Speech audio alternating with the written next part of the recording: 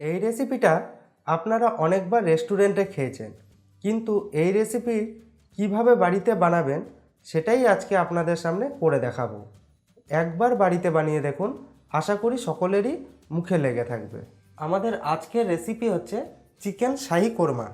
এই রেসিপিতে আপনারা অবশ্যই শেষ পর্যন্ত দেখতে থাকুন। লাস্টে এই চিকেন কোরমার যে মেন মশলাটা সেটা আমি দিয়ে দেখাবো। নমস্কার বন্ধুরা, আমি সুমন, তোমরা এখন দেখছো হাউস কুকিং ব্লগ। আমি এই চিকেন কোরমা করার জন্য 500 গ্রামের মতো পেঁয়াজ নিয়েছি, যেটা একদম পাতলা পাতলা করে কেটে নিয়েছি সবগুলো। এবার এটাকে প্রথমে পেঁয়াজের বেরেস্তা করে নেব।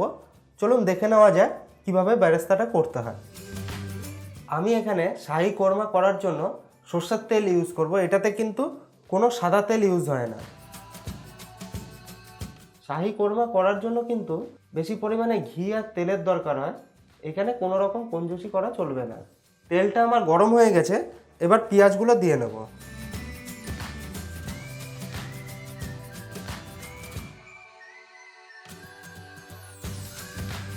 আমি দুবারে পেঁয়াজগুলো ভেজে নেব। আর বেরেস্তা করার সময় একটা জিনিস মাথায় রাখবেন, পেঁয়াজটা কিন্তু মাঝে মাঝে নেড়ে নেবেন।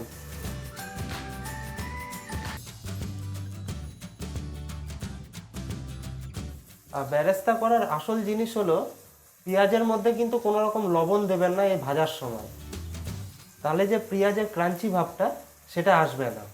বেরেস্তা ভাজার সময় কিন্তু গ্যাসের ফ্লেমটা হাই ফ্লেমে রাখবেন।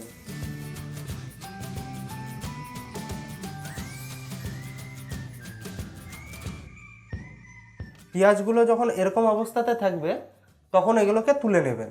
পেঁয়াজটা যখন এরকম কালার হয়ে থাকবে, deep golden and brown colour, তখন এটাকে একটা প্লেটের উপর একটা টিস্যু রেখে সেটাকে রেখে দেবেন। আমার ভিডিওগুলি যদি ভালো লেগে থাকে তাহলে অবশ্যই লাইক, সাবস্ক্রাইব এবং বেল আইকনটি প্রেস করে দেবেন, যাতে পরবর্তী ভিডিওগুলি সবার প্রথমে আপনার কাছে পৌঁছে যায়। আমি এইভাবে পরের যে পেঁয়াজগুলো ছিল সেগুলোকেও ভেজে নেব।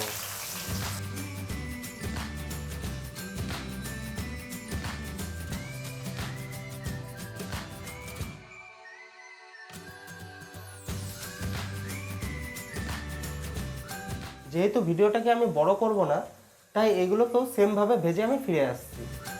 আমার পরের পেঁয়াজগুলো ভাজা হয়ে গেছে, এবার এটাকেও তুলে নেব।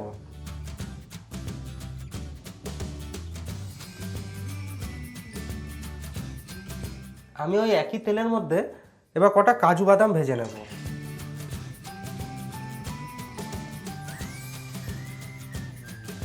কাজু বাদামগুলো যখন হালকা লাল কালার হয়ে যাবে তখনই এগুলোকে তুলে নেবেন।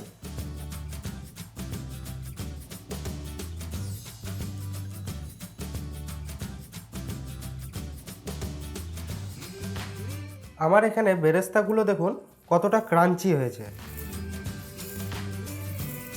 আমি যে পেঁয়াজে বেরেস্তাটা করে রেখেছিলাম তার অর্ধেকটা আমি মিক্সির মধ্যে বেটে নেব।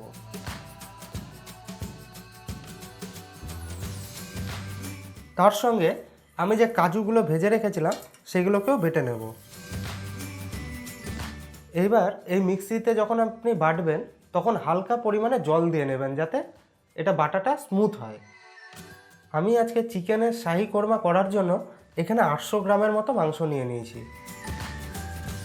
আমি এখানে 800 গ্রামের চিকেন রেসিপি যেহেতু আপনাদের দেখাচ্ছি, সেই জন্য আমি এখানে 100 গ্রামের মতো টক দই দিয়ে নিলাম। এর মধ্যে 1 চামচের মতো ধনে গুঁড়ো, 1 চামচের মতো জিরে গুঁড়ো, হাফ চামচের মতো লাল লঙ্কার গুঁড়ো, কালার দেওয়ার জন্য অল্প পরিমাণে কাশ্মীরি লঙ্কার গুঁড়ো, সামান্য পরিমাণে জল। এবার এটাকে ভালো করে মিক্সড করে নিতে হবে। দইটা কিন্তু আপনারা ফাটিয়ে নেবেন না, কারণ এই রেসিপিটা যেহেতু একটু দানা দানা ভাব হয়, সেই জন্য দইটাকে ফাটাবেন না। এখন আমার গ্যাসের ফ্লেমটা অফ করা আছে। সবার প্রথমে আমি এখানে 2 চামচ ঘি দিয়ে নেব।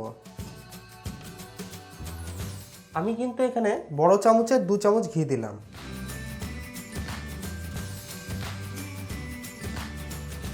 এবার আমি মাংসটা দিয়ে নেব।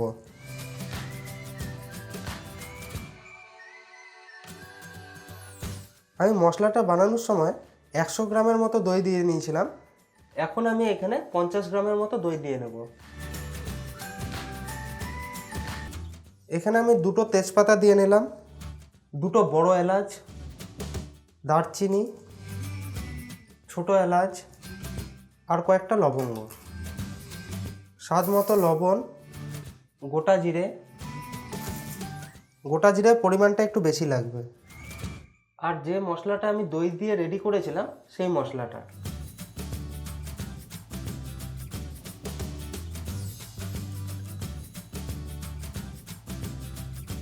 সামান্য পরিমাণ চিনি। এবার গ্যাসটাকে ধরিয়ে নেব।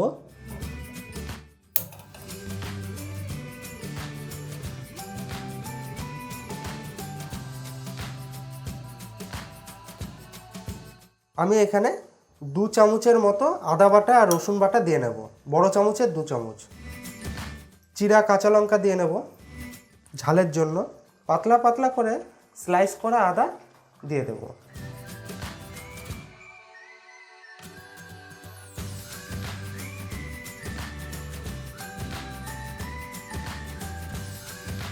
এই রেসিপিটা কিন্তু ঢেকে ঢেকে কষাতে হবে। এইভাবে মোটামুটি 10 মিনিটের মতো আমি কষিয়ে নেব, মাঝে মাঝে একটু নেড়ে চেড়ে দেবো। এটা কিন্তু প্রথম 5 মিনিট হাই ফ্লেমে রাখবেন, তারপরে 5 মিনিট মিডিয়াম ফ্লেমে কষিয়ে নেবেন।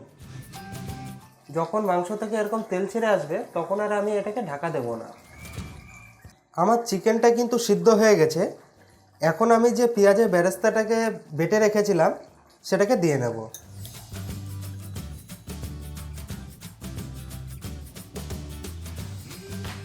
আর যেটুকু আমি পেঁয়াজের বেরেস্তাটা আলাদা করে রেখে দিয়েছিলাম বাটিনি, সেটাকেও এখন দিয়ে নেব।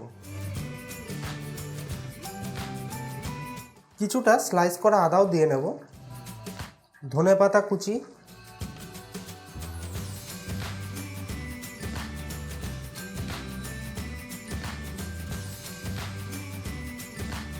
আর এই অবস্থাতে আমি যে মশলাটা দিব বলেছিলাম সেটা হচ্ছে জয়িত্রী, কিছুটা পরিমাণে ভেঙে নিয়ে দিলাম।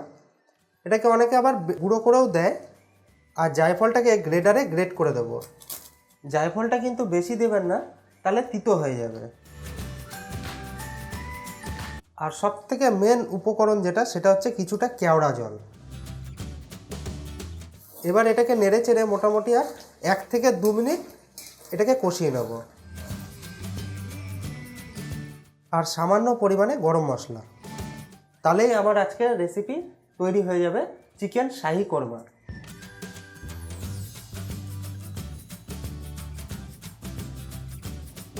আমার মোটামুটি 1 মিনিটের মতো হয়ে গেছে। এবার এটাকে গ্যাসের ফ্লেমটাকে অফ করে 5 মিনিটের মতো রেস্টের জন্য রেখে দেব।